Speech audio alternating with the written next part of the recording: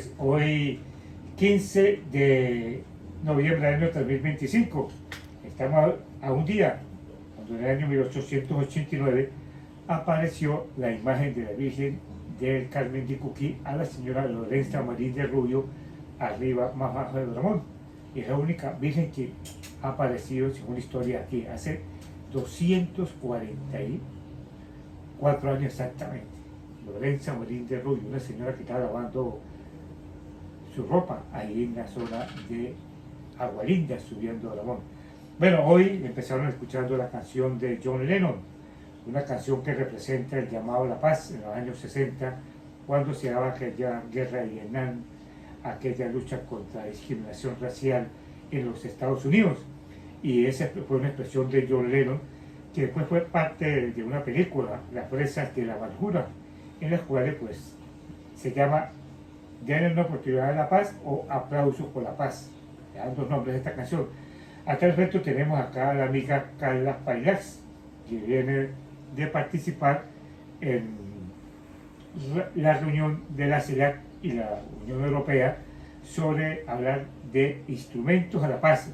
Bueno, por cierto, a mí me pasó este año que los conceptos que tomaron ahí, cuando era una situación latinoamericana, ahí no tomaron ninguna posición sobre la agresión que está cometiendo los Estados Unidos con Venezuela y todos los países del Caribe, sino vinieron a plantear su problema, los europeos, su problema de cómo mantener la guerra Rusia-Ucrania. Pero que sea amiga Carla Pailax, para que se presente y nos identifique, se identifique. Hola, hola, muchísimas gracias por esta invitación aquí al compañero hermanos venezolanos y también a Cania, la comunitaria 97.3 FM. Gracias por recibirme. Y pues mira, paralelo a la cumbre de esta CELAC, se hizo también la tercera cumbre de los pueblos de América Latina y el Caribe. Y allí se trabajaron 9 mesas con los diferentes temas que son de importancia para nuestras regiones. Y digamos que hubo muchos movimientos sociales que participaron, más de 1.500 personas que fueron invitadas desde toda América Latina y Europa, por supuesto, pero tenía que ver con esta migración que está afuera y que tenía que ser escuchada también en estos espacios. Entonces, hubo una mesa en especial que se trabajó como zona de paz. Allí participé en la relatoría de esta mesa y se hizo luego una declaración política conjunta con todos estos movimientos sociales, y ahí sí se habló sobre mantener el Caribe como zona de paz. Y muy importante entonces poder visibilizar entre todos nuestros pueblos esa gran amenaza que corresponde a el ataque que se está viviendo y los asesinatos que se están llevando en nuestro océano. Yo creo, y lo digo con una crítica, de que en estos momentos, cuando hay esa agresión de los Estados Unidos, se traen un portaaviones, el Gerald Ford, uno de los más grandes del mundo, para ponerlo frente a las costas del Caribe, para perseguir, asesinar a aquellos que viajan en unas lanchas, unas pequeñas lanchas que no pueden ni llevar un lanzamorteros. Precisamente esas políticas en contra del narcotráfico que han sido llevadas nada más para atacar algo que es inerte, que no tiene vida, que es la muerte, que es en sí la droga, ¿no? Y no a la persecución realmente de el que hace uso de esas drogas. Entonces tiene que encontrar víctimas, ¿no? Y esas víctimas están siendo nuestros pescadores de nuestra región, de nuestro mar Caribe, Pacífico, y son personas, y Pacífico por supuesto, personas que no tienen oportunidades más sino hacer los negocios pequeños que más o menos pueden sacarle algo para llevar a su casa.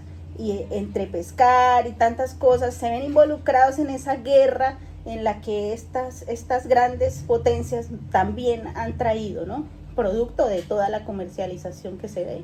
Yo veo la guerra esa contra la droga, es cómo está penetrando nuevas drogas a los Estados Unidos, y es un problema, una situación por el mercado, porque vamos a decir lo siguiente: Wall Street es de uno de los grandes lavanderías producido por el narcotráfico.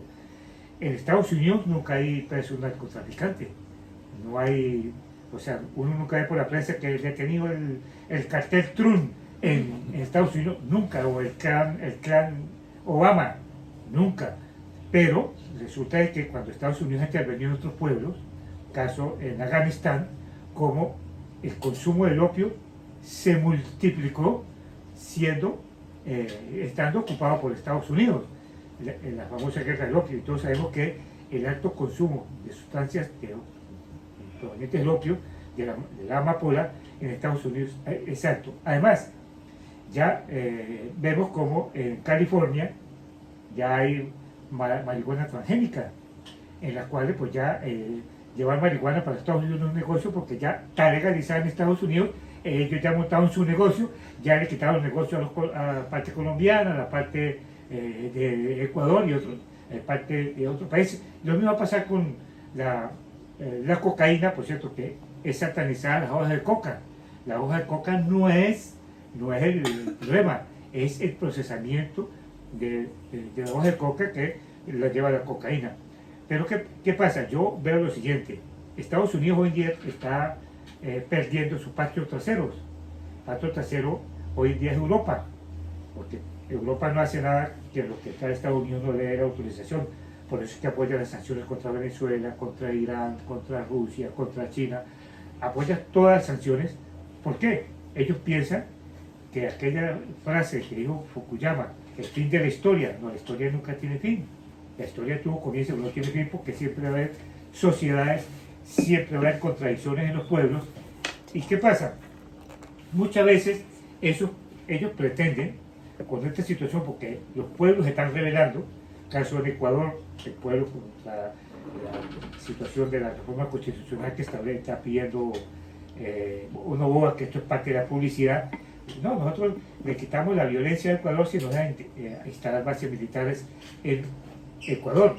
En Venezuela, ellos están jugando a un golpe interno, y eso hay que decirlo, a un golpe interno, un golpe, llámese militar, atrás de una conspiración, porque apenas se suene algo o algunos militares o alguien se pronuncie, ellos van a intervenir inmediatamente. ¿Por qué están ahí?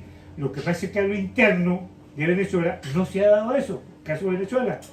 Yo lo veo de esa manera porque no tiene sentido movilizar tanta fuerza, pero es inmediatamente intervenir.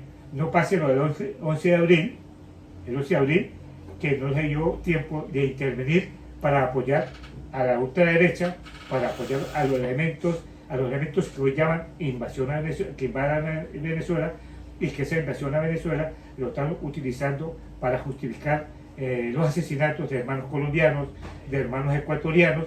Resulta que, y uno ve que hay tantas ONG en el mundo que denuncian cuando hay un pellizquito a alguien que habla mal del gobierno de Maduro.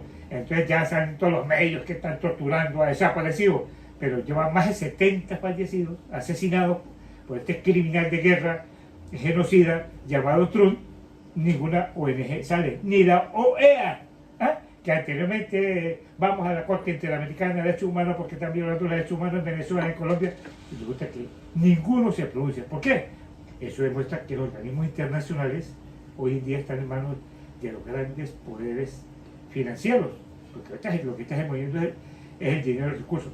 Y hoy en día hay un ataque descomunal contra el presidente Petro de Colombia, porque se está convirtiendo en una alternativa de propuesta de transformación, de cambio en Colombia. ¿Por qué? Porque Colombia, y ahí la violencia que hay en Colombia hoy en día, no nació con Petro. Recordemos que eso es del año 1923-24, aquellos crímenes que cometieron las bananeras, en las cuales hay uno de los abogados defensores fue José Yese Gaitán, que recordemos que él escribió un libro, su tesis de grado para obtener el doctorado, fue El socialismo en Colombia, y eso fue creciendo de una manera en el partido cuando fue asesinado, y eso fue creando el pueblo colombiano un movimiento de masas. Se pronunció la iglesia con los movimientos eclesiales de base, con Domingo Laín, Camilo Torres y todos aquellos movimientos eclesiales de base que transformaron la iglesia en el mundo, aunque no lo crean, porque anteriormente de los movimientos eclesiales de base, los sacerdotes daban la misa de espaldas del pueblo y lo daban en latín. Después del Congreso Ecuménico, ahí se estableció que los sacerdotes tienen que andar dándole la cara al pueblo y con el lenguaje nativo, igualmente en el lenguaje nativo. O sea, ahí se transformó. Eso es gracias a un movimiento de los movimientos eclesiales de base, que hoy en día son perseguidos los sacerdotes. Aquí en Venezuela tenemos una experiencia del padre Hueitá, que fue perseguido, padre belga, que bueno, lo sacaron 3 veces y 4 veces se metió. Pero es importante, bueno, y es importante la unidad de los pueblos. Esa tercera es importantísima. ¿Qué conceptos tuvieron ahí, más o menos, ese concepto de la violencia? Sobre la paz. Claro, mira, primero las altas cortes en el mundo, pues en el ámbito internacional, deberían hacerle un llamado a juicio al gobierno y de los Estados Unidos para que responda por el 1.000.000 de muertos que ha tenido en América Latina la guerra y la lucha contra el narcotráfico. Entonces, esa creación de las certificaciones y desertificaciones que realmente son para los pueblos, ni siquiera son para los mandatarios. Esto corresponde hoy lo que estamos viendo frente a las sanciones contra Venezuela, por supuesto, desde hace ya varias décadas, y en Colombia. Entonces, cuando más se ha combatido el narcotráfico, cuando más se ha incautado cantidades de toneladas de estupefacientes que van hacia los Estados Unidos, en Colombia, en este gobierno actual del señor presidente Gustavo Petro, es cuando se desertifica entonces y se forma y se conforma se confabula una acción de miedo, de terror en el Caribe y más en el Caribe y se dice la ruta realmente del narcotráfico que sale de Colombia, ese 95% que sale por abajo al sur, frontera con Ecuador, por el Pacífico, ahí no pasa nada, ¿no? Realmente, entonces, ¿qué están haciendo en el Caribe? Y en esta cumbre se trató entonces de llegar a ese consenso con las palabras propias del presidente Petro, que es que está más viva que nunca la razón por la cual el proyecto bolivariano también sigue en pie, y es ese pensamiento de Simón Bolívar de la Gran Colombia. Bueno, eso lo podemos hablar con la Gran Colombia. Si leemos la historia, el dueño de estas tierras donde estamos nosotros era el bisabuelo de Francisco de Paula Santander, los Mañas Rivadeneira. Era el bisabuelo de Francisco de Paula Santander. Los Mañas Rivadeneira, dueños de esto, una hija de Diego, no de Antonio, Mañas Rivadeneira, se casó con Gervasio Rubio. Uno que dice que fundó a Rubio, que nunca fundó, era por español. Eso demuestra que generalmente a Colombia la han utilizado como para siempre subvertir lo que es la unidad latinoamericana, la unidad especialmente de los países bolivarianos. Recordemos cómo los gobiernos de Uribe se prestaron para sabotear, para crear mecanismos de inseguridad en la frontera con los paracos. Los paracos no fueron creados ahorita. Recordemos que cuando asesinaron a Gaitán, ahí surgieron los famosos chulavitas. Los chulavitas, que eran las fuerzas derechas, representadas por el partido de Mariano Ospina Pérez, en las cuales persiguieron a lo que eran el Partido Liberal, especialmente en la zona de Urania, de Bochalema, Toledo, de Chinácuta. Sí. Yo lo digo porque yo soy producto de esa migración obligada por la derecha, así como muchos venezolanos se fue ahorita a la migración por la derecha, por las condiciones que quedaron en el país. Fueron creando con las famosas guarimbas, con todos los saboteos, con además los infiltrados dentro del gobierno que tuvimos, los traidores, eso hay que decirlo, y hay bastantes y todavía existen todavía. Y de alguna manera se dio esa migración, y porque la migración crea progreso, la migración crea en los pueblos. Hoy en día, yo le explico, la migración, ¿quién resolvió el problema de la salud en Chile? los médicos integrales comunitarios creados por la Revolución Bolivariana, porque en México, perdón, en Chile, graduarse de medicina es alto costo porque es para élite, para la casta aristocrática de Chile. Igualmente en España está pasando lo mismo. Hoy en día, España hoy en día, el crecimiento económico que está teniendo es producto de la migración, porque si determinamos la sociedad española, hoy en día es una sociedad de viejos. Europa es una sociedad de viejos, igual que Francia, Italia. Bueno, hoy en día, toda esa migración vino un refrescamiento a la sangre y a las potencialidades económicas de esos países. Bueno, vemos cómo han venido, hoy en día se determina que más del 60% de migrantes son profesionales de buena calidad y de buena preparación y con el compromiso con su educación. Eso demuestra que la migración no es lo que sí es dañino son las invasiones. Lo que está haciendo Estados Unidos, la migración no lo que van de una parte para otra se va muchas veces con lo que tienen puesto, ¿no? En cambio las invasiones de Estados Unidos cuando invadió a Irak, a Libia, a Afganistán, a mismo cuando promovió la venta de droga para alimentar la lucha contra los sandinistas. Las invasiones sí causan daño porque eso no viene con jugueticos, eso viene con elementos de exterminio de la sociedad y no mirando si aquel es este o aquel no, ahí eso va, ahí este sin esta, caiga quien caiga, ¿no? Sí.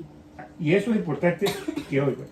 Y yo digo porque antes de la muerte de Gaitán, el norte de Santander era un departamento progresista, un departamento progresista donde había bastantes miembros del Partido Liberal, pero el Partido Liberal con una conciencia política. Claro, ¿no? Era el Partido Liberal Revolucionario de Colombia. Ese, todo eso, llegaron los chuladitas, le marcaron con una cruz las puertas de las casas, a mi papá se le hicieron, y porque yo por lo menos, todas las casas, no gracias, sino por ese el fenómeno migratorio, pero también los mecanismos de tortura.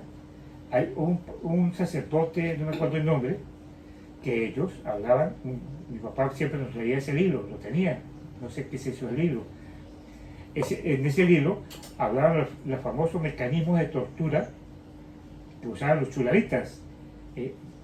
Los paramilitares usaban la motosierra, los chulavitas usaban el corte de corbata, que le cortaban aquí el cuello y por ahí le sacaban la lengua a la gente. El corte franela, que le hacía una incisión en la cabeza y le echaban para atrás todo el cuero cabelludo hacia atrás. Esa era la derecha de los chulavitas, que después se llamaron pájaros y hoy son parte de los paramilitares en Colombia. Claro, ahí aparecen las águilas negras y todas esas otras, pero que como Petro bien lo ha dicho en este momento, si el águila dorada se atreve a pisar el cóndor, se levantará el jaguar. Entonces es más que todo la unión latinoamericana, la defensa de nuestros pueblos y las bases sociales son ese futuro que necesitamos. Y el Mar Caribe debe permanecer como una zona de paz. ¿Qué se aprobó en ese de los pueblos?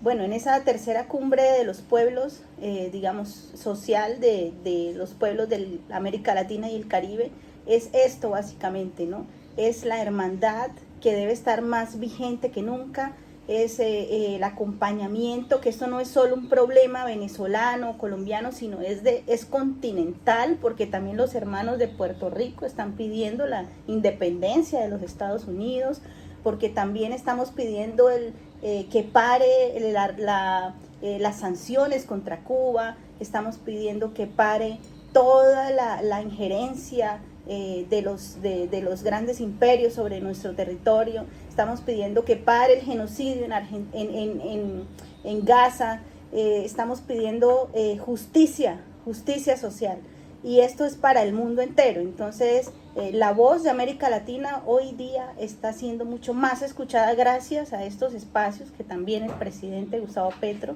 ha sostenido y ha propuesto, ¿no? desde, digamos, una alianza con los países como Brasil, como los que hoy en día están teniendo esta visión que tuvo en su momento el presidente Chávez, que tuvo en su momento pues Allende, que tuvo en su momento Gaitán. Entonces pues se ve nuevamente revivir y combatir precisamente esta desinformación que siempre está tratando de hacer ver que ya se acabó, que los movimientos sociales ya no tienen fuerza. Y esto es una mentira porque es real, estamos vivos. Esta emisora, por ejemplo, esta emisora comunitaria que exista hoy, que esté aquí en este territorio y que lleve este tipo de mensajes a toda la población, es fundamental y es lo que indica que está más vivo que nunca todo este espíritu necesario. Fíjense que esta semana se cumplieron 40 años cuando los españoles desalojan el Saragüe, para que Marzueco se metiera a Saragüe, al pueblo del desierto, que están luchando por su independencia, que ya ha sido reconocido por muchos países del mundo, reconocido por el gobierno de Colombia, por el gobierno de Venezuela, la lucha de este pueblo Saragüe, para demostrar que no solamente es en Venezuela, la lucha del pueblo mapuche, en Chile, Sí. la lucha de pueblos indígenas en Bolivia. Fíjense que en Bolivia lo que pasó ahorita, que llegó un presidente de derecha y ve uno lo falso de que es la derecha. Cuando estaba el gobierno de Mesa, un traidor Mesa, él no tenía el combustible, era el problema, acaba con el combustible en Bolivia. Pero ahorita apenas se lesionó el presidente, gandolas y gandolas y gandolas de Argentina, de otros países, para resolver el problema más grave que tenía. Pero eso sería producto del saboteo, de las sanciones que tenía también Bolivia, porque recordemos que Venezuela le acercaba el petróleo a Bolivia, pero producto de todas esas sanciones a las multinacionales, pues Bolivia prácticamente se un desabastecimiento. Igualmente lo que está pasando en Colombia hoy en día, cómo las oligarquías, por odio, le causan daño a los pueblos. Lo que en corto plazo se ha presentado en Colombia, lo que es con el problema del gas, las reservas de gas que están desapareciendo, y el oleoducto Antonio Ricaurte, hasta Venezuela está intacto, pero en Colombia totalmente lo sabotearon por Iván Duque, saboteó totalmente, el gobierno de Iván Duque sabotearon, y hoy en día recuperar toda esa tubería cuesta millones y millones de dólares y se demora 1 o 2 años, y Colombia va a entrar. No es que, es bueno recordar, ese gas, el que se va para Colombia, no es el gas que nos venden a nosotros, el GLP, el gas licuado de petróleo, para que digan, ay, no tenemos problema de gas en Venezuela, las bombonas, no, es el metano, aquel que está asociado al petróleo, que es energía natural, y es que se pierde, son los famosos estudios que hay en las zonas petroleras, quemando el gas que está asociado al petróleo. Bueno, es cómo se recupera ese gas y no se pierde, no se tira a la atmósfera y se utiliza también de la comunidad. Bueno, eso lo ha causado aquí un problema, ese saboteo de la oligarquía colombiana, porque el odio el odio entre gobiernos y ejerciendo posiciones de derecha, pues sabotearon el gasoducto Antonio Ricaurte. Y bueno decir que eso iría a producir divisas a Venezuela, porque ese petróleo, ese gas está perdiendo en Venezuela. Y también Colombia, cómo satisfacer una necesidad que va a tener. Es la unión de los pueblos que nos puede llevar como un frente de lucha. Y primero la conciencia, hay que llevar la conciencia, porque la conciencia hoy en día está siendo atacada, bueno, por algoritmos, por medios de comunicación. Mire, yo hago mucho seguimiento acá a los medios colombianos, y una vez que hay un ataque, bueno, una casada con un mafioso de la zona de Colombia, que es Vicky Dávila, que es casada con unos mafiosos de Colombia, la familia Geneco, Sí. la familia Geneco. Bueno, toda esa gente, bueno, esos son los candidatos. Igualmente, la esposa de la Federación Colombiana de Ganaderos, que es uno de los creadores de los paramilitares y apoya en Córdoba y otros departamentos de Colombia. Bueno, eso es lo que están anunciando para sustituir a Petro. A Petro le han venido saboteando la salud, le han venido saboteando la educación, la reforma laboral. ¿Cuál es el problema? ¿Cuál es la rabia de los medios de comunicación? Porque ahora, recuerde que la hora nocturna en Colombia empezaba a las 10 de la noche. Hoy en día, con la nueva reforma laboral, empieza a las 6, 7 de la noche, es decir, 3 horas extras, igualmente pagar los días que sean feriados, o sea, una reforma laboral que es un avance, igualmente como la reforma agraria ha sido saboteada, especialmente en la zona del Cauca, ha creado conflictos entre campesinos e indígenas, conflictos creados por la misma oligarquía colombiana, gente que no tiene conciencia a veces por una dádiva se enfrentan y persiguen a su propia clase. Precisamente en esa conciencia el presidente Gustavo Petro ha propuesto a nivel internacional en todos sus diálogos la defensa de la vida. Y la defensa de la vida tiene que ver también con ese cambio y ese paradigma de no continuar extrayendo los combustibles fósiles por precisamente esa defensa de la naturaleza. Porque sin agua no tendremos vida.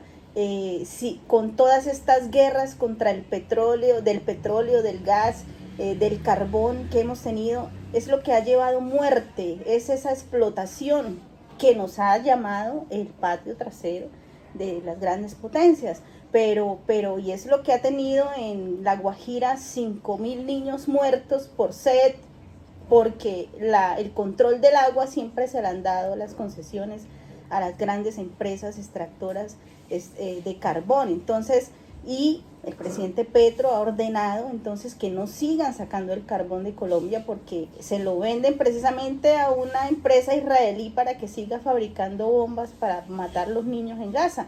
Entonces, es toda una cadena de reacciones que hay que cortar desde la raíz. Y eso obedece a un cambio de pensamiento también, de no solamente vivir de los recursos naturales como vivieron ellos con nosotros, sino que ahora hay que ver qué nos ofrece la naturaleza y defender la vida, porque si no estamos condenados a nuestra propia extinción.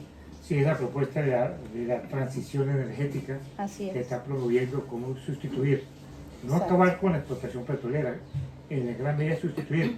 El petróleo no solamente es para utilizarlo para generación de monóxido, el petróleo puede ser utilizado para otro. Y por cierto, acá nosotros, en esta zona del Táchira, gracias al terremoto de Cúcuta, el 18 de agosto del año 1875, aquí en la zona de la Altiplana, salió el petróleo de manera natural, o sea que estaba a flor de tierra, y ahí, bueno, por eso es que nosotros tenemos la historia, el primer pozo petrolero de Venezuela, el de Eureka, fue en la Petrolia, y pues, el Eureka igualmente tuvimos el primer trabajo petrolero de Venezuela, Pedro Rafael Rincones, y hay algo que no le han dado la ubicación en la historia de Venezuela, como es la creación de la pinza Rincones.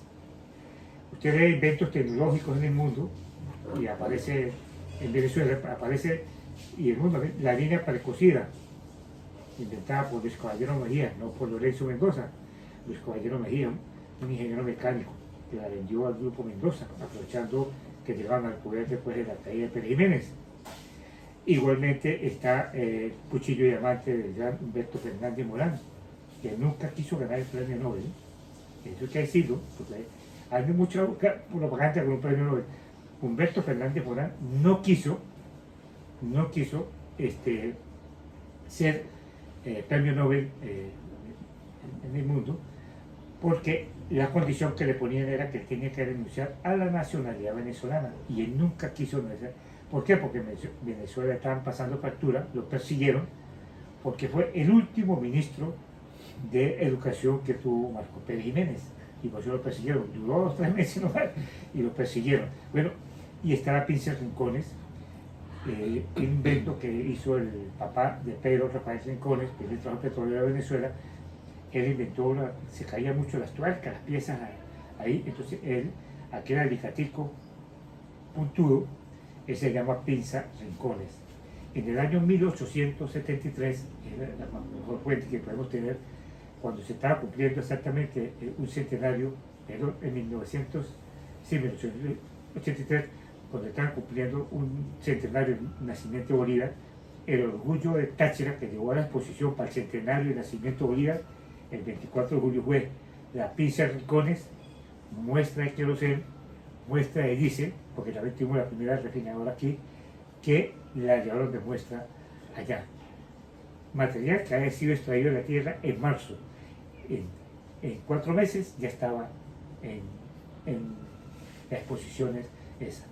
Entonces, hay grandes cosas que hacen los pueblos que no se quieren reconocer. ¿Por qué? Lamentablemente hoy las redes, usted lee, desaparecen totalmente.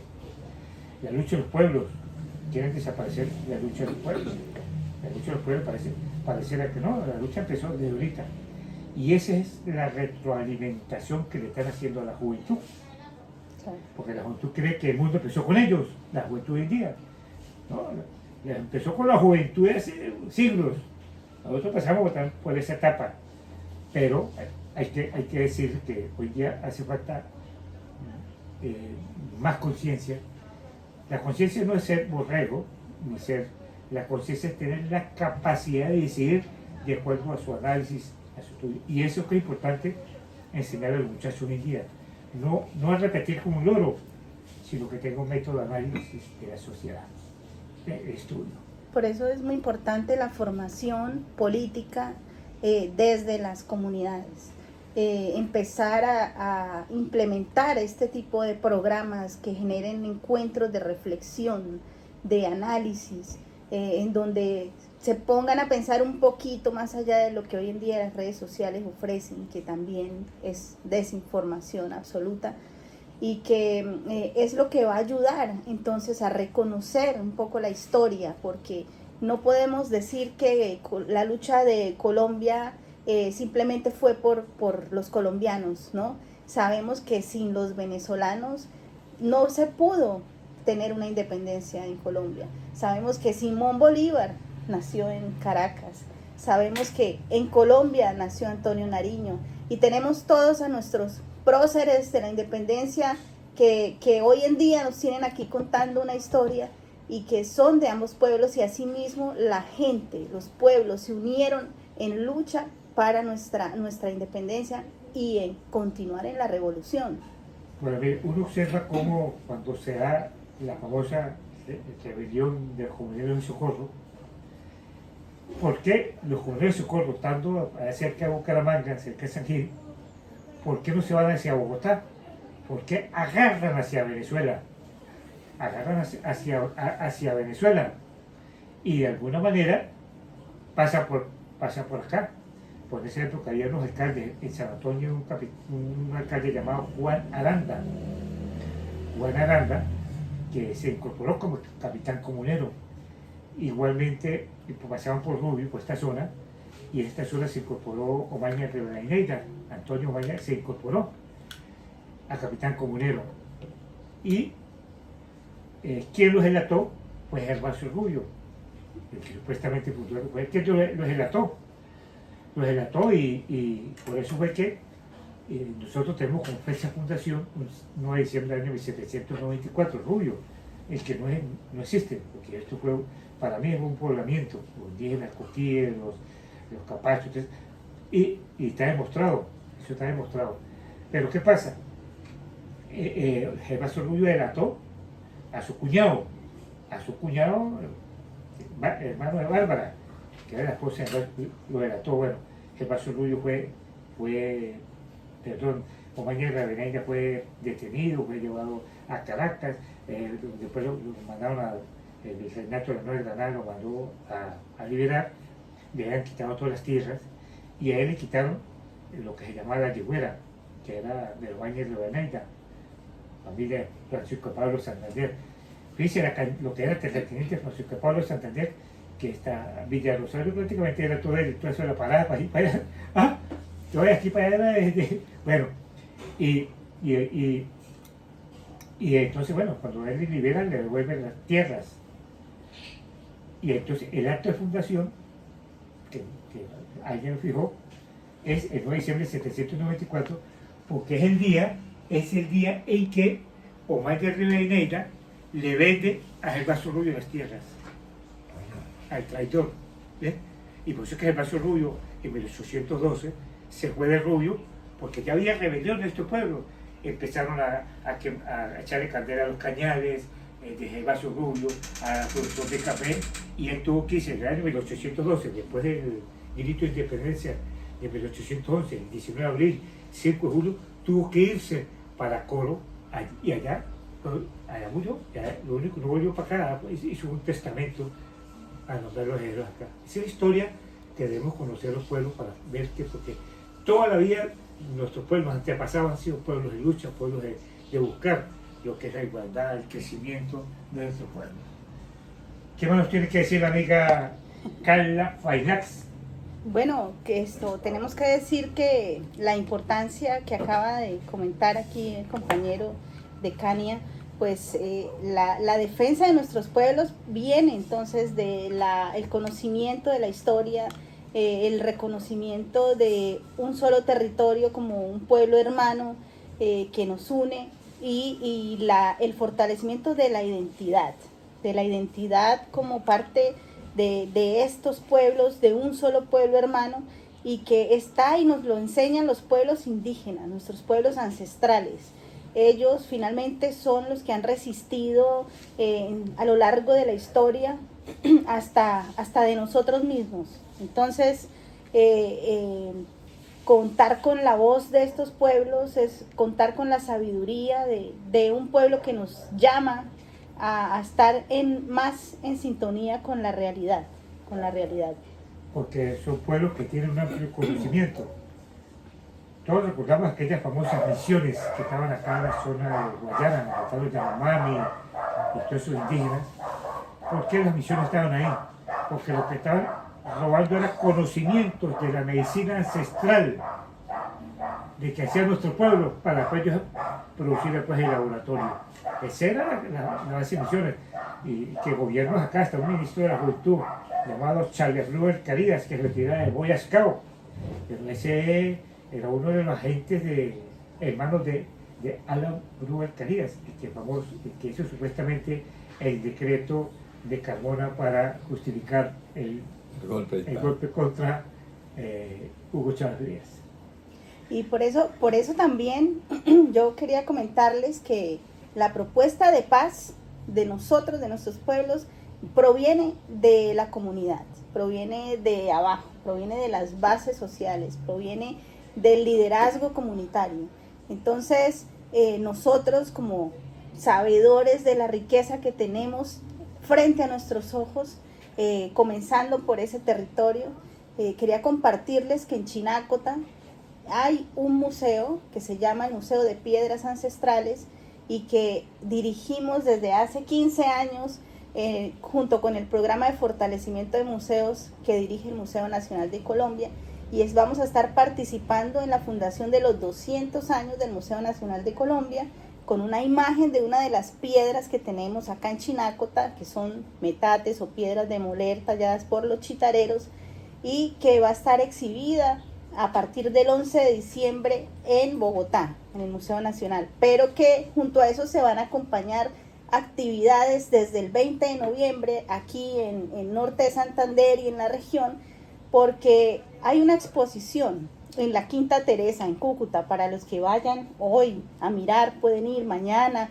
todos estos días hasta el 20 de noviembre, que se llama Amrita, y es un colectivo de mujeres feministas que proponen desde esa transformación social, desde el arte. Entonces proponen la paz, precisamente, el territorio, cómo podemos cambiar, cómo podemos transformar las realidades a través del arte. Y allí hay una exposición muy interesante, incluso estoy participando en ella con unas fotografías de los volcanes Popocatépetl e Iztaccíhuatl, que se encuentran en la cordillera madre de México, y podemos ir a ver también estos otros aportes, paisajes y lo que estamos haciendo los colombianos y los venezolanos en el exterior.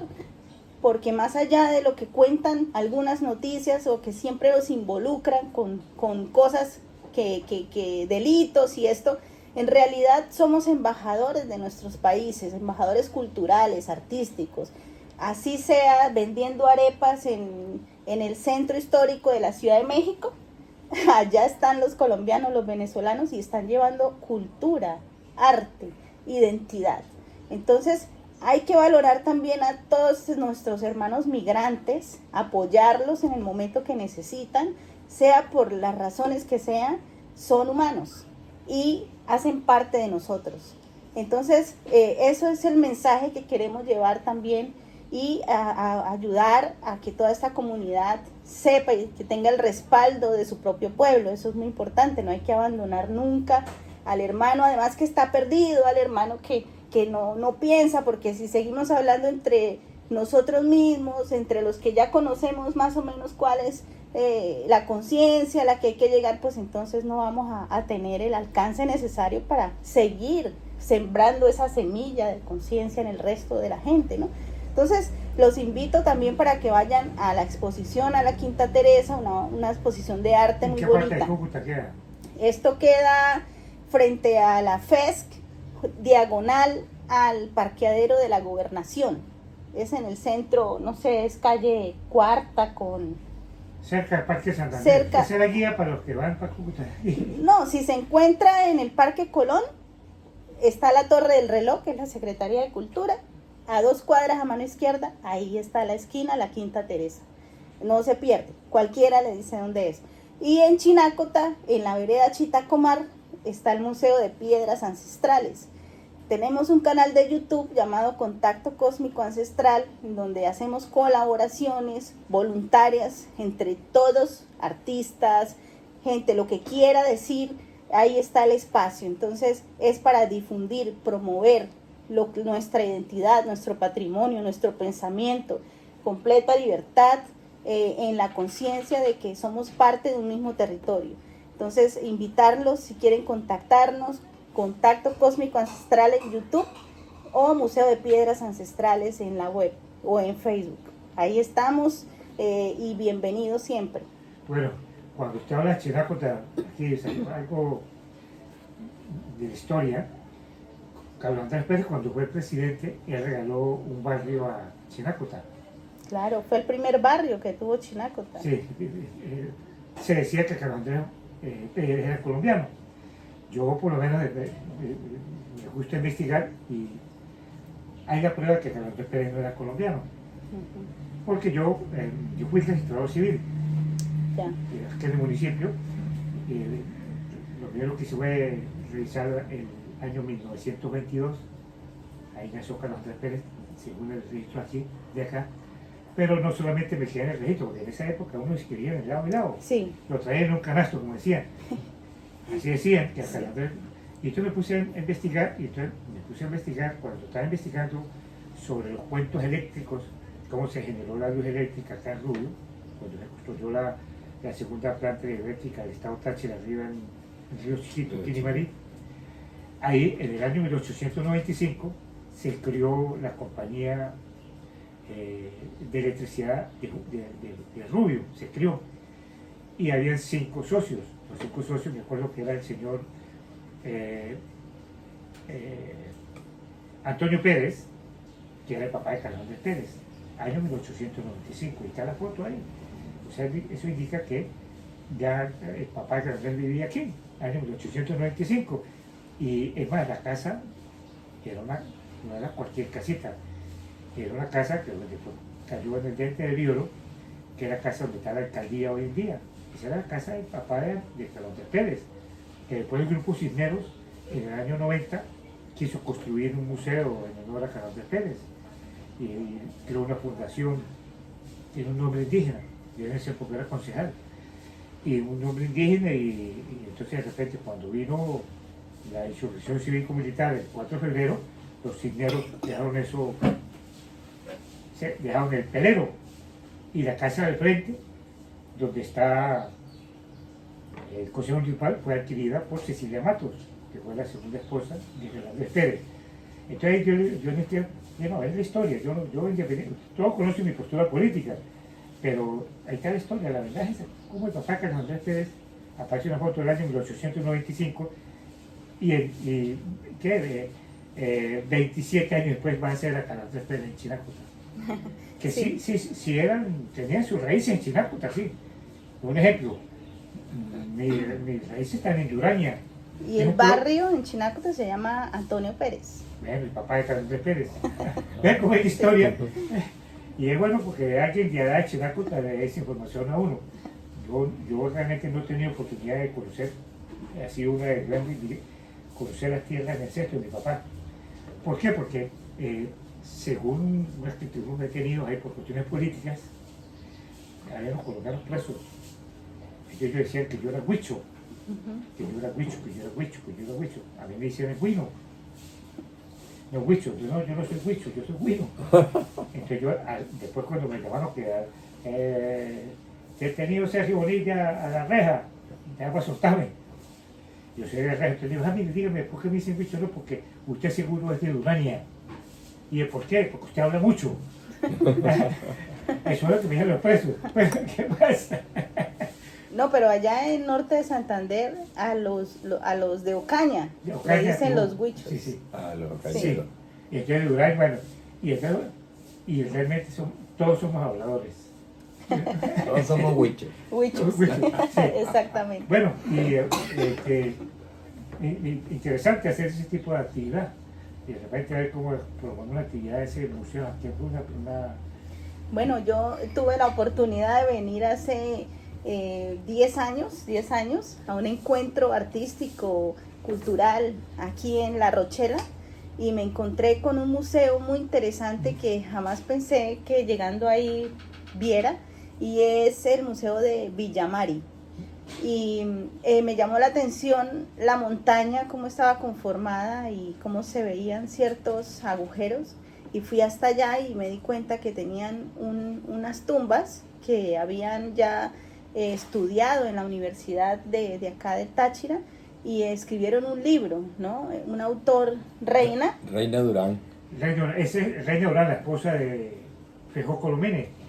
Y ahí tienen una exposición muy bonita de las vasijas de barro que encontraron, talladas precisamente y elaboradas por los chitareros, porque aquí también estuvieron los chitareros. Todo esto es territorio De los chichas. de los chichas, de los muiscas, exactamente. Somos los mismos. Bueno, mire, ese es en La Rochela. En La Rochela. Hay muchos sí. rocheleros a lo mejor. Yo me acuerdo porque mire, nosotros en esa época, en el año, cuando se estaba luchando para que la parroquia de Ilicia fuera llevada a municipio Rafael Urdaneta, por eso, una mejor relación con Toledo, porque la relación de Toledo, de Regumbalia, del otro, Herrán, ellos tenían que venir a Rubio. Sí. Nosotros planteamos la necesidad de crear el municipio A, se creó el municipio Rafael Urdaneta. Y en esa época, cuando haciendo esa diligencia, nosotros tuvimos la oportunidad de estar en el cementerio indígena, donde ellos, los indígenas enterraban en posición como acurrucados. Sí. Sí.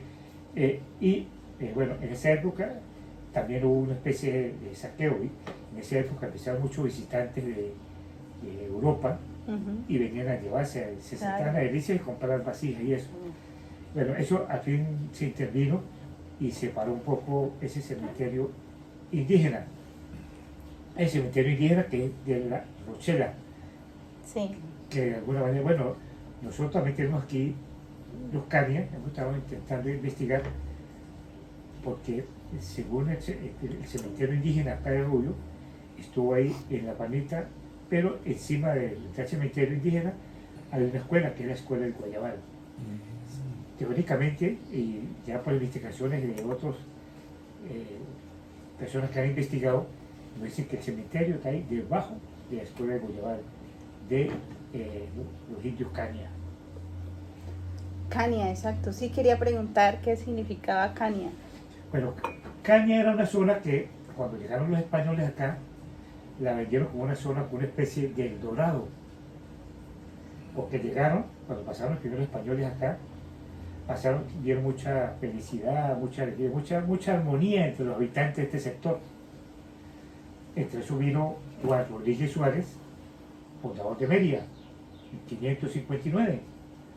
Después vino Juan de Maldonado, que Juan de Maldonado lo mandaron desde la alcaldía de Pamplona, lo mandaron desde Vicente con la alcaldía de Pamplona, lo mandaron a detener a Juan Rodríguez Suárez porque había fundado a Mérida sin autorización del Reinato de la Nueva Granada. Bueno, y de esa época esto habla de los Cañas. Hay investigadores como uno de los grandes gobiernos, Tulio Chosone, dice que el nombre antiguo del Táchira era Caña. Y es cierto, Caña no era solamente Pozo Azul ahorita, porque se habla de Caña, se habla del Quinimarí. Y en las historias hablan, y uno se ríe, que el río Quinimarí lo descubrió Nicolás de Palencia, que era un tuerto, que venía con Juan de Maldonado, que ese sí vino con autorización y fundó a San Cristóbal en el valle donde Malas ahí, donde está San Cristóbal hoy en día. No, y fíjate que este era el llamado el Valle de Miser Ambrosio, ¿no? Porque en 1532 salió de Coro una expedición por Ambrosio Alfinger, Claro. el conquistador alemán que venía a llevarse los tesoros de nuestro pues territorio, y entró hacia el río Magdalena en Colombia por esta misma región, desde el lago Maracaibo cruzó todo y pues mató y masacró un montón de gente que solamente pudo sobrevivir comiendo caracoles alrededor de una laguna. Todo eso está en un libro de la biblioteca de Ayacucho, en Caracas, y ahí se narran las historias de cómo los indígenas que eran acusados de antropofagia, de comerse entre ellos, en realidad los españoles eran los que se comían a los indígenas, ¿no? Entonces, porque hay unos relatos interesantísimos, ¿no? Interesantísimos, porque llega después de un montón de travesías, de estar tiempo completo en la selva, y a la orilla del lago Maracaibo ve llegar una balsa, una canoa con unos indígenas, y la canoa llena de frutos y plátano y de todo lo que, bueno, frutas enormes, y ellos lo primero que hicieron fue abalanzarse sobre los indígenas, muertos de hambre, abalanzándose sobre los indígenas, los agarraron, los amarraron y los llevaron hasta que se los fueron comiendo uno por uno, ¿no? Entonces, y estas narraciones demuestran pues lo que la historia realmente nos ha contado no es. Pero ¿quién la escribió? ¿No? Y ¿Quién escribió esa historia? Claro, los propios indígenas que fueron narrando esas travesías y que, como te digo, están en el archivo de Ayacucho, en Caracas. ¿Sí? Y se encuentra el libro gratis, PDF en línea, para que lo bajen, de la biblioteca de Ayacucho, Historia de la Conquista. Y precisamente llega Ambrosio Alfinger después de 2 años de pasar alrededor de allá del río Magdalena y todas esas tierras, y llega a territorio chitarero, y en Chinácota aparentemente pues le dan un flechazo y muere a los 3 días, ¿no? Entonces, esta historia que nos conecta en todos sentidos, desde nuestros ancestros hasta las conquistas, y hoy en día con las intervenciones y esa ruptura que quieren implementar sobre nuestra soberanía, pues es importante que la tengamos presente. Así es. Bueno, ya creo que hemos conversado bastante, espero que les haya gustado, amigos usuarios de Caña 97.3. Recuerde que la amiga Carla Failás, de nombre italiano, nos acompañó acá. Muy interesante el conversatorio que tuvimos sobre